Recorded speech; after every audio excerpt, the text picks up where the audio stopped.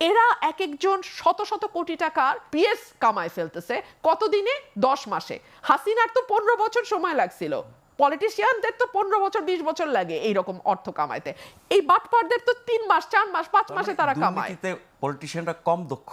রাজনীতিবিদদের খামাখা গালি দিয়ে লাভ নাই। অরাজনৈতিক সরকার তো আসলো একই রকম লোভী, একই রকম দুর্নীতিগ্রস্ত, একই রকম মিথ্যাবাদী, একই রকম এবং রাজনৈতিক সরকার অন্তত জিনিসপত্র ম্যানেজ করতে পারতো, law and order situation manage করতে পারতো, সাধারণ মানুষের জীবনযাত্রা আজকে যেই নাভিশ্বাস হচ্ছে সেটা হতো না। এরা তো সেখানেও অদক্ষ, মিথ্যাবাদী, লোভী, দুর্নীতিগ্রস্ত বলছে এই কারণেই যে এখন আবিষ্কার হয়েছে নতুন তত্ত্ব, উপদেষ্টারা ফেরেশতা, পিএসরা ইবলিশ। কি ফানি কথা, তাই না?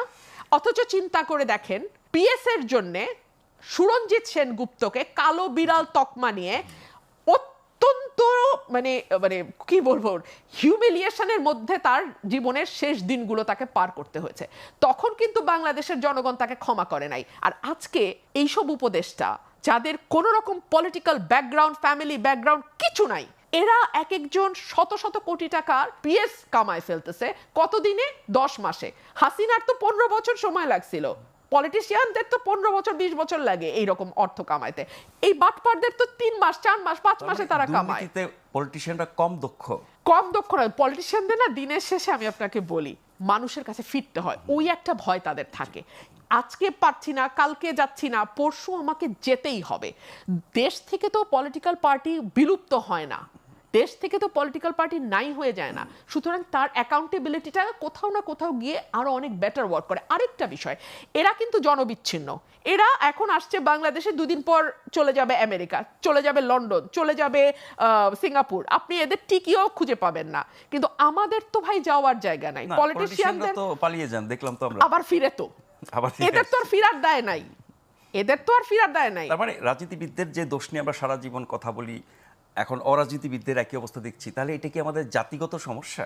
আমাদের জাতিগত সমস্যা নাজমুল ভাই। আমি আজকে একদম আমি যখন এই বাজেটটা দেখলাম, আমি যখন এই মুক্তিযুদ্ধের ইয়েটা দেখলাম, আপনি আমাকে বলেন এই যে নতুন নতুন ইস্যু তৈরি করা কেন, কি কারণে? মনোযোগ ওদিকে নিয়ে যাওয়া। অ্যাবসলিউটলি। এই খেলাটা হাসিনা আমাদের সাথে 15 বছর খেলে নাই, আমরা কি এই খেলা জানি না?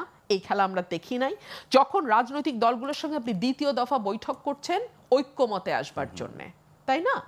এবং এই ঐক্যমত থেকে যে সভা হলো, সেখান থেকে বেরিয়ে মাহমুদুর রহমান মান্না বললেন ওনারা হাসেন সুন্দর করে, কথাও সুন্দর বলেন, কিন্তু কোনো কনক্লুশনে ওনারা পৌঁছান না। কারণ কনক্লুশনে পৌঁছালে কোনো প্রশ্নের জবাব দেয় না।